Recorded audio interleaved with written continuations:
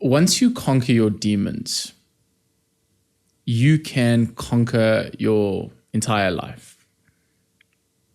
And you can take back the control that you may feel you've so desperately been needing for so long over the things that really matter to you in your life.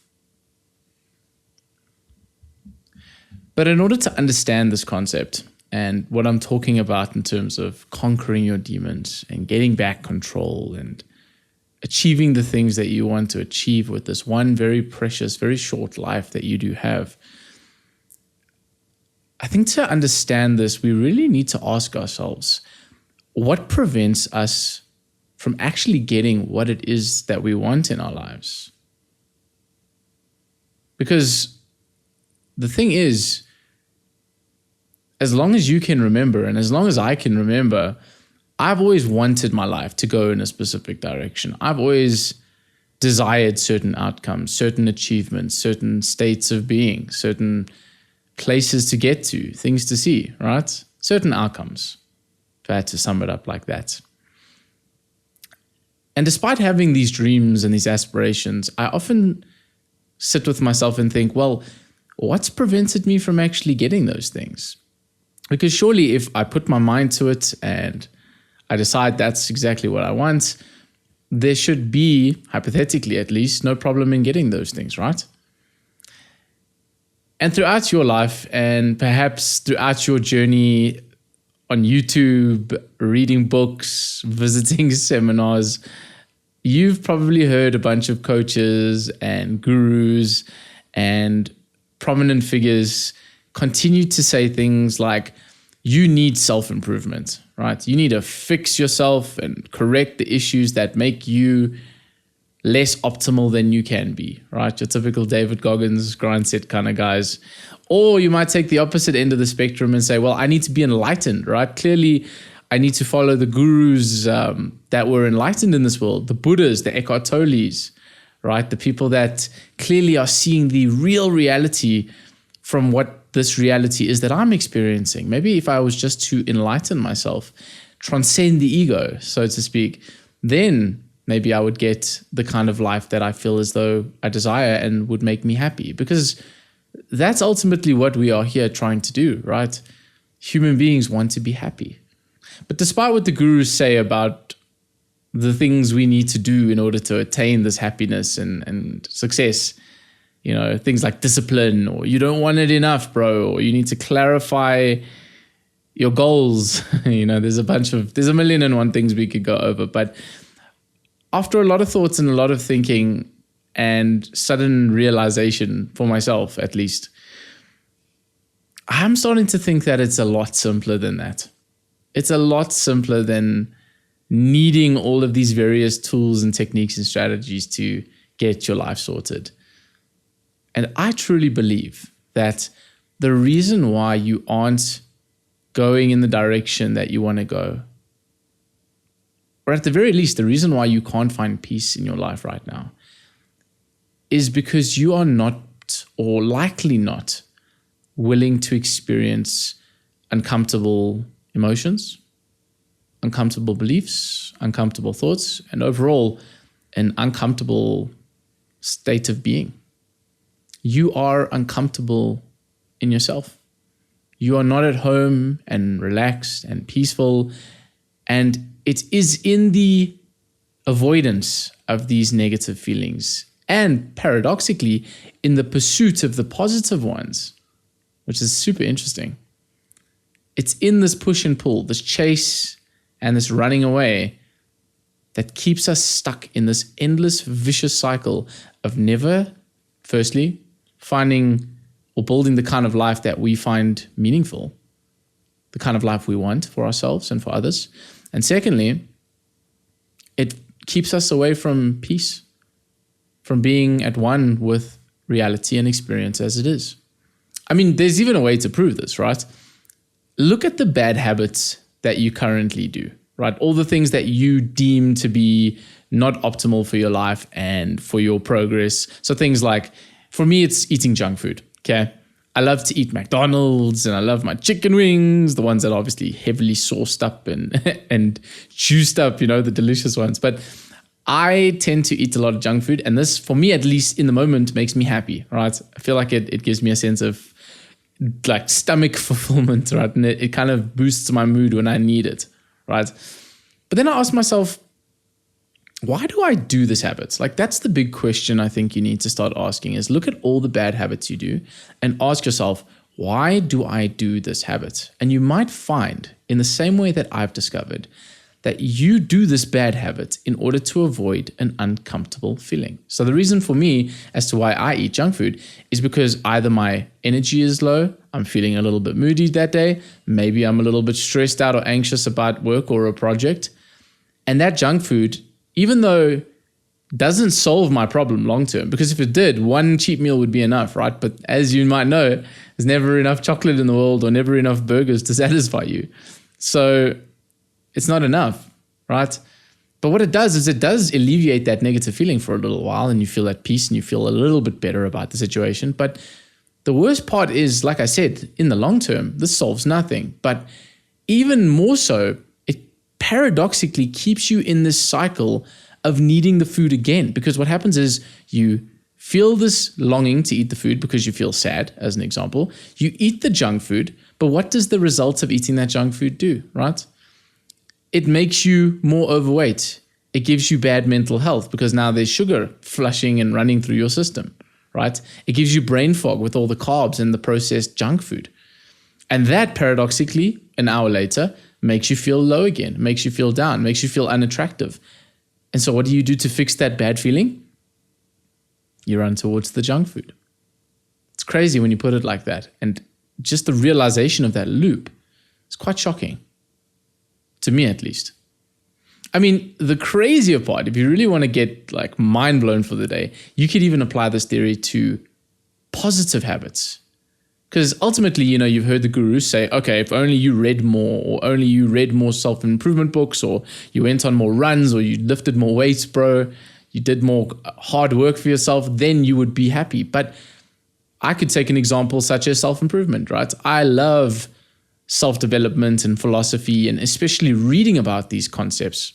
And so I might feel, as an example, like I'm not wise enough to fix my life. I feel like I need to understand life a little bit better, or I feel lost in my life. I'm not sure what direction to take. I have no purpose, so to speak.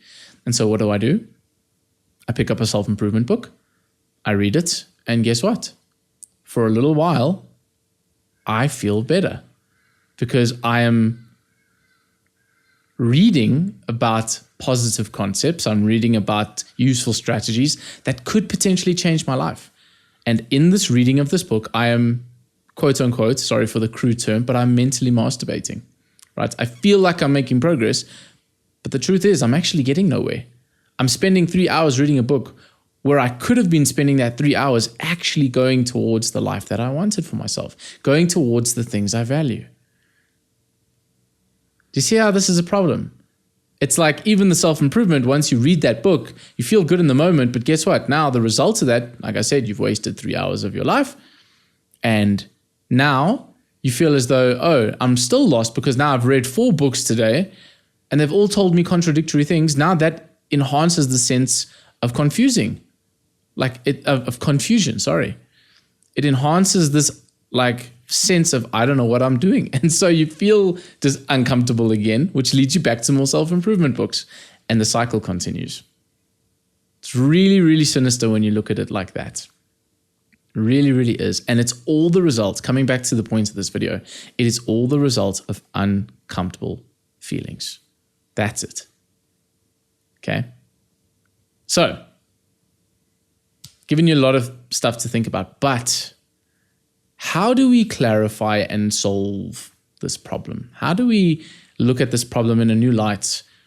And how do we deal, more importantly, with these uncomfortable feelings, these beliefs about ourselves, these thoughts that prevent us from taking actions towards a desired result? Because the truth is, yes, even though self-improvement can be a hindrance, if it is leading you towards a value or a goal that you know deep down in yourself you really want, You want to build a family. You want to be in the economics finance field. You want to build a business. These are all beautiful things and values that you should pursue in your life. You should want to build these things for meaning, for a purposeful life. But you shouldn't do those things in order to avoid being with yourself. That's the key distinction. That's where the rubber hits the road. So the question is, how do we deal with these uncomfortable feelings and still make progress towards the goals that we want to achieve? And the best way that I can describe a possible solution or an analogy that has completely flipped my mindset around dealing with uncomfortable states is the demons on the boat story. And this story was given to me by the incredible Dr. Russ Harris, who was the founder of the now very popular and very successful and research-backed acceptance and commitment therapy. And here's basically how the story goes, right? Let's pretend you are the captain of a ship, this beautiful grand cruise line, and you are sailing out on the seven seas, okay? And as you are busy out there like this wild pirate that you are, sailing the seas, discovering new lands, you realize that below deck, in the little cargo area below the ship, lies all the demons that you've ever accumulated and experienced and held inside of you for your entire life, right? So below deck, safely for now, but still there looming in the darkness, are your self-limiting beliefs, your fear of failure, your narrative or story and belief that you are not good enough. All of the darkest desires and experiences and trauma that you've experienced throughout your entire life. These demons, and I want you to think about them as actual like ghosts or ghouls or demon-like figures. They are looming below deck of this ship that you are commanding. And you discover that whilst you are out at sea, drifting away with no particular direction in mind, you start to discover that even though, yes, you know that these inner demons are still there, they are below deck waiting for you, they aren't that noisy, right? They are there. Maybe they make a little bit of a ruffle and a shuffle every now and again, but otherwise these demons are relatively quiet and they don't bother you all that much. However, you start to notice that every time you start to see land, you start to see an area or a country or any place of interest that you really decide, you know what, I'd love to go to that piece of land. I'd love to discover, I'd love to explore that place. And you say, okay, I'm steering my ship towards land. Suddenly, these demons start to make a lot of noise. They start to panic. And worst of all, the closer you get to land, the more these demons start to find their way above deck. They start to get out of the cargo hold and they start to appear on the ship. And this naturally is extremely terrifying for you. Now, obviously, with these demons running on deck, you decide to stop sailing and take care of the demons, right? Because they are terrifying, they are getting in the way, they're loud, they're noisy, they are trying to scare you, right? And so you do your best to put these demons back in the cargo hold, to get them away, because you don't want them there, obviously, right? But while you are busy with these demons, you realize that you're off course. You're no longer sailing towards that island, and perhaps you've drifted back a couple 100 meters, maybe even worse, right? And once these demons are sorted, now you got to get back on course and go back to land. But you discover that every single time, no matter what you do, every time you go towards your desired location, without fail, these demons start to resurface. They start to get back on deck and bother you and torment you and try to scare the living daylights out of you.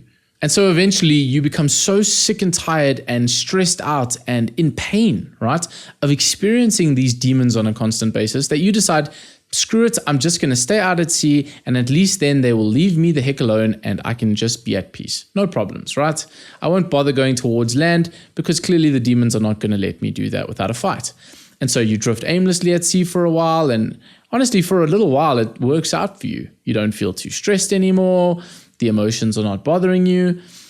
But if you had to be really honest with yourself and really look at the situation for what it is, you start to feel a little bit bored and lonely and longing to become the explorer that you always known that you want to be. You want to visit a new destination that you see in the horizon that looks promising and beautiful and looks meaningful to you. You so desperately want to go to that place and meet the people and experience the culture and, just totally embody the experience of that destination. You really want to do it, but you know deep down that every time you decide to start sailing there, the demons are going to bother you. And so now you're at a crossroads and you don't know what to do. You are given 3 possible options to deal with these demons. And only you can decide which option is best for you. Option 1, you can sail out at sea aimlessly and endlessly for the rest of your days and the rest of your life. And this will obviously not allow these demons to bother you as much. You'll still know that they're there. They'll still rustle from time to time. But you will always feel this sense of longing and sense of regret that you never sailed towards these magnificent islands that you wanted to explore. Option 2, you can start sailing towards the shore and the destination you want to get to. But every time these demons resurface from the cargo hold below deck, you can fight them with everything you've got. You can try to control them, to put them back in the boat, to argue against them, to tell them that they don't matter and that they shouldn't be bothering you. You can put all the energy in the world into doing that, but you'll realize that every time you do so, you take your eye off the destination and you end up pulling yourself 10 steps backwards, and therefore never really make the true progress that you want to make. And option 3 is that you simply open the cargo hold, you let the demons come up, you let them sit on the deck, you let them make as much noise as they want to, holler on, cry, try to scare you, try to freak you out. You deal with the experience. And here's the critical part. You keep your hands on the wheel of that ship and you continue to sail towards your destination until you've reached it. You let these demons exist, because after enough time has passed and you've allowed these demons to exist with you on the ship, you start to realize something truly beautiful and truly life-changing. And that is the fact that you realize that these demons, even though, yes, they are not pleasant, they are not fun to look at, they are not nice to deal with, you realize that these demons can't hurt you. They can physically not do anything to you. They cannot harm you. They cannot kill you. They cannot change anything in terms of the actions that you do with your life. Because that's the truth, right? Is that no emotion can truly hurt you. But actions, and only actions alone, have the real power to change your life or to derail it. It's in the action that truly matters. And it's the only thing that's ever going to make a difference in your life. The problem with so many of us, and the problem with myself for such a long time, was that I thought I had to fix these demons. I thought I had to neutralize them, eliminate them, get rid of them, or else I would never be able to attain the goals that I wanted for myself, that I'd never get to the places I wanted to go to. And then I realized through this story that it's so clear and obvious, but so few of us see it. And that is the truth, that these emotions are nothing but warning signals. They are nothing but your brain sending you these sensations. They are only sensations in order to warn you about perceived danger, not real danger. If you just decided to sit down and allow a feeling to come up, no matter how difficult that emotion is, sadness, pain, anger, frustration, boredom, you'd realize that by sitting with this emotion long enough, that firstly, it is not real. It is nothing but a perceived sensation, a ghost, which is why they call them demons on the boat. And the most beautiful takeaway of all, and this is something you will realize as you start to allow these demons to come on deck with you, you start to realize and allow that these demons naturally start to get tired and they leave on their own accord. They do not hang around forever. And paradoxically, the more you allow them to hang around, the more you allow them to be there with you, Not to push them away, not to get rid of them, not to fix them, but just allow them to sit with you and to not influence your actions. The demons start to calm down. They start to relax and they start to realize that, wait a minute, he's not going to be bothered by us anymore. He's going to keep on going towards his direction and she's going to keep on achieving her dreams despite us being here. So there's no point in making a fuss because clearly we are powerless to him, to her, to their goals. And that is when you start to make progress towards the things that you want. It's only when you paradoxically accept the state that you're in, that is when the state will change itself. And you'll still be able to achieve everything that you've wanted to achieve in this life. And the best part of all, be at peace while doing so. Realizing that you can simultaneously hold your experience in one hand, very lightly. You can hold it here. Don't have to get rid of it. You don't have to fix it. It can exist inside of you, on the ship of your body, of your heart. It can exist. But you can still make that progress towards the things you value, towards the things that truly matter to you. Holding these things lightly, like I said, they don't have to go anywhere. You can take them with you. And that, my friend, at least for me, is how you build a meaningful, wonderful, and truly fulfilling life. Don't let the demons on the boat stop you from living the life that you know you are capable of living. And so your homework of this video is to simply steer towards your desired islands this week. Steer towards the locations you most want to visit, the goals that you most want to achieve. Take yourself towards those things. And when the demons start to rise, when they start to come up and make a fuss, remind yourself, these are just phantoms, they are not real. And then ask yourself, am I willing to allow these things to exist in me? Am I willing and able to sit with these feelings of discomfort, to sit with these feelings of pain in order to get to the place that I most want to visit? It's up to you to decide. But I know that you'll make the right call.